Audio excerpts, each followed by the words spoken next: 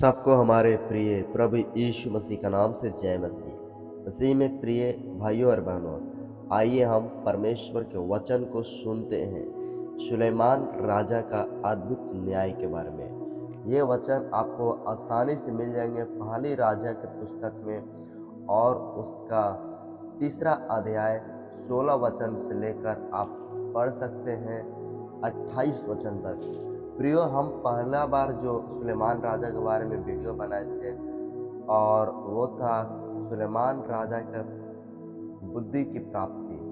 और बुद्धि जब वो पाता है उसके बाद उसके राज्य में जो समस्या थी उसको अद्भुत रीति से वो न्याय को चुका पाता है, न्याय को दे पाता है। प्रियो, आपके जीवन में न्याय किस लिए चाहिए ये बताने की कोई ज़रूरत नहीं है, आप इसे स्पष्ट रूप से समझते हैं। न्याय अर्थात हमारे लिए उचित देखभाल, उचित बर्ताव, उचित कार्यवाही किया जाना चाहिए। न्याय का अर्थ ये होता है कि हमने गलती नहीं की है लेकिन सामने वाले ने गलती की तो हमें इस प्रकार का व्यवहार किया जाए और हमें सम्मानित भी किया जाए।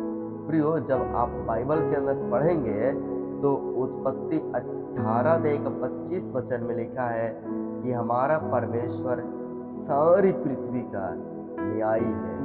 आप इस बात से अचंभा करेंगे, हमारा परमेश्वर पूरे विश्व का न्याय करेगा।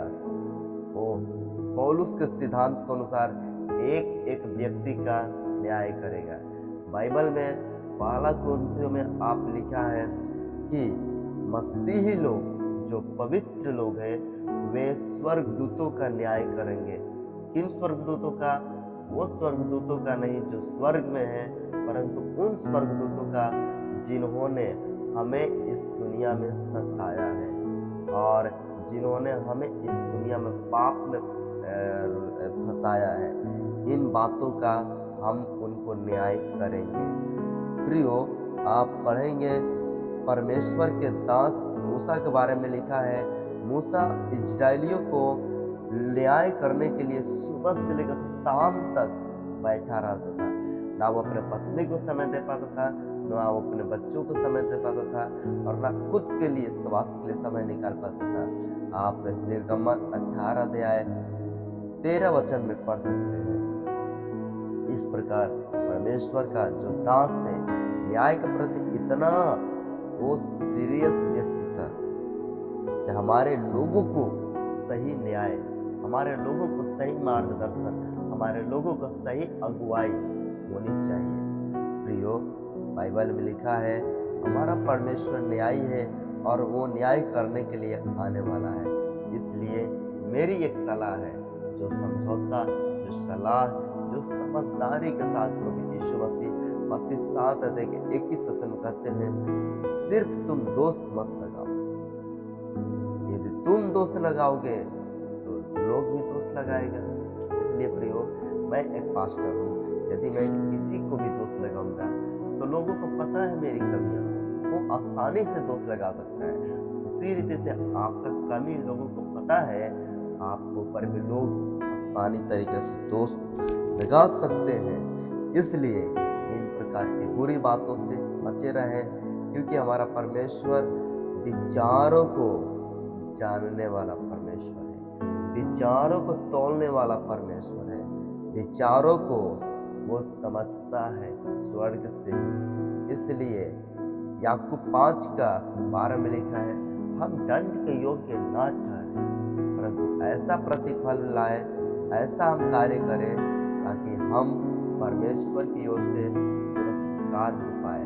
प्रियो, एक सच्चा न्याय वो व्यक्ति कर सकता है जिसके पास परमेश्वर का पवित्र आत्मा का सही ज्ञान है, परमेश्वर के वचन का सही अर्थ का पता हो, परमेश्वर के वचन का सही नॉलेज, ज्ञान रखने वाला व्यक्ति हो, जिसके अंदर पवित्र आत्मा की भरपूरी है। वो व्यक्ति परमेश्वर के लोगों को सही तौर से न्याय कर पाएगा। वर्तमान स्थिति को आप देख सकते हैं, हमारे देश की जो स्थिति है कितना गंभीर रूप में है और कितना घायल है।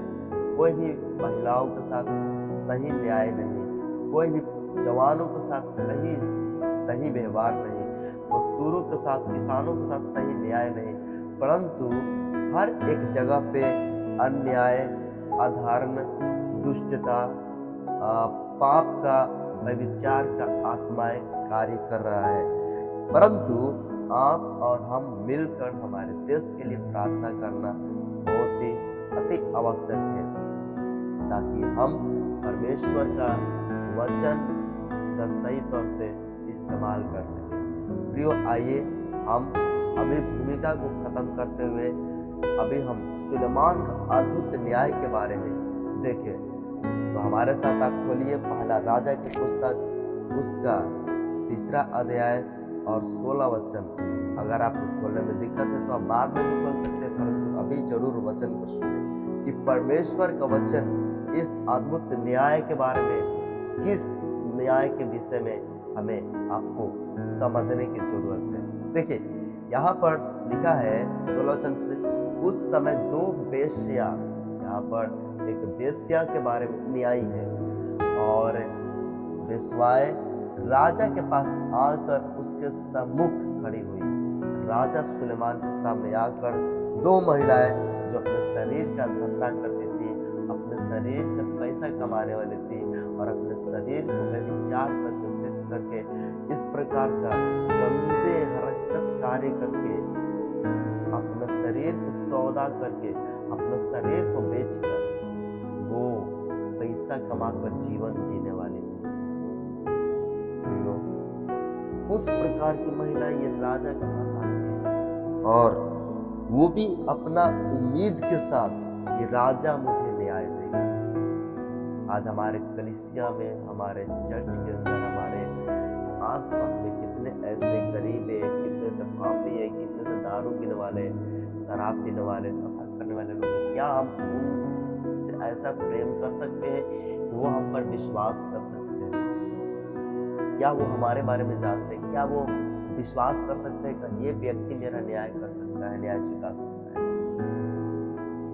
17 वचन में लिखा है, उनमें से एक स्त्री कहने लगी, हे मेरे प्रभु, मैं और यह स्त्री दोनों एक ही घर में रहते थे, और इसके संग घर में रहते हुए मेरे एक बच्चा हुआ।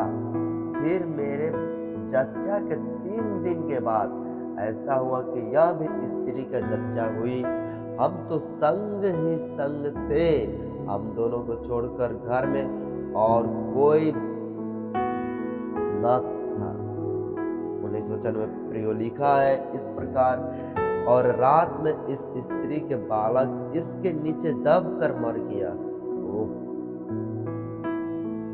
मतलब कि बेटा को सही तौर से, बच्ची को सही तौर से पालन पोषण करने का ज्ञान नहीं, हो सकता है मिस्टेक से भी।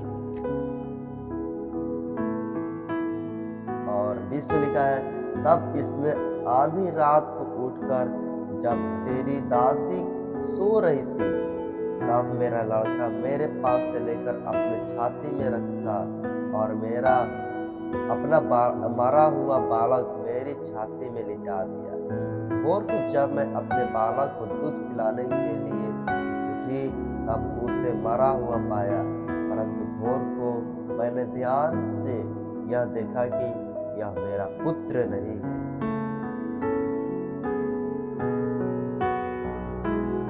तब दूसरी स्त्री ने कहा, नहीं, जीवित पुत्र मेरा है और मरा हुआ पुत्र तेरा है। परंतु वह कहती रही, नहीं, मेरा मरा हुआ पुत्र नहीं, मेरा जीवित पुत्र है। इस प्रकार वे दोनों राजा के सामने झगड़ते रहे, बातें करते रहे। 23 वचन में प्रियो लिखा है, तब राजा ने कहा, एक तो कहती है जीवित पुत्र, और वही कहती है कि मेरा है, और मरा हुआ तेरा पुत्र है, और दूसरी कहती है, नहीं, जो मरा है वो तेरा है, और जो जीवित है वो मेरा पुत्र है। फिर राजा ने कहा, मेरे पास एक तलवार ले आओ। अतः एक तलवार राजा के सामने लाई गई। तब राजा बोला, जीवित बालक को 2 टुकड़े करके आधा इसका और आधा उसको दो। तब जीवित बालक की माता का मन अपने बेटे के प्रति स्नेह से, प्रेम से भर गया, परिपूर्ण हो गया। और उसने राजा से कहा, हे प्रभु, जीवित बालक उसी को दे दे, परंतु उसको किसी प्रकार की न मार, दुख न दे। परंतु दूसरी ने कहा, वाह, ना तो मेरा हो और ना तेरा, वह 2 टुकड़े कर दिया जाए। तब राजा ने कहा, पहले औरत को जो अपने बालक को जीवित रखना चाहती है उसको दे दो और उसको ना मारो, क्योंकि उसकी माता वही है। जो न्याय राजा ने चुकाया था उसका समाचार समस्त इजराइल में फैला और उन्होंने राजा का भय माना, क्योंकि उन्होंने यह देखा कि उसके मन में न्याय करने के लिए परमेश्वर ने बुद्धि दी है। Hallelujah, praise the Lord. परमेश्वर के नाम की महिमा हो। प्रियो, आप यहाँ पर देखते हैं कितना बड़ा न्याय। यह साधारण सिंपल न्याय नहीं है, साधारण सी समस्याएं नहीं है, परंतु जो पवित्र आत्मा इसके मन के अंदर डाला ताकि लोग इसका डर को माने, भय को माने, राज्य संपूर्ण तौर से न्याय प्रक्रिया में शामिल हो। परमेश्वर इस वचन के अनुसार आपको आशीष दे। फिलहाल इस वीडियो में इतना ही, मिलेंगे अगले वीडियो में। तब तक के लिए जय मसीह। परमेश्वर के नाम की महिमा हो। हालेलुया। राजा सुलेमान का न्याय जरूर पढ़े, बार बार पढ़े।